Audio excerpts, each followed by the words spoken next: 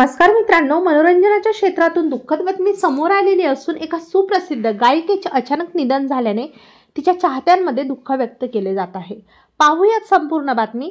तत्पूर्वी आपण जर तारांगण या यूट्यूब चॅनलला सबस्क्राइब केलं नसेल तर नक्कीच सबस्क्राइब करून घ्या, जेणेकरून आपल्याला माहितीपूर्ण बातम्या सर्वप्रथम पाहायला मिळतील। म्युझिक इंडस्ट्रीतून धक्कादायक घटना समोर आलेली असून 15 दिवसापूर्वी शूटिंगच्या दरम्यान ज्यूस प्यायल्याने आजारी पडलेल्या गायिकेचा मृत्यू झाला। रुक्साना बानो असं निधन झालेल्या गायिकेचं नाव आहे। ती मृत्यूवेळी फक्त 27 वर्षाची होती। तिच्या कुटुंबियांनी तिच्या मृत्यू प्रकरणी इंडस्ट्रीतील लोकांवर गंभीर आरोप केले होते।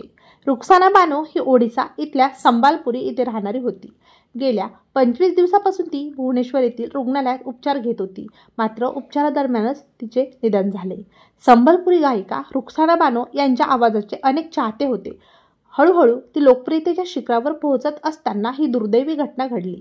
या घटनेने गायिका यांच्या चाहत्यांमध्ये व त्यांच्या कुटुंबियांमध्ये दुःखाचे सावट पसरलेले आहे।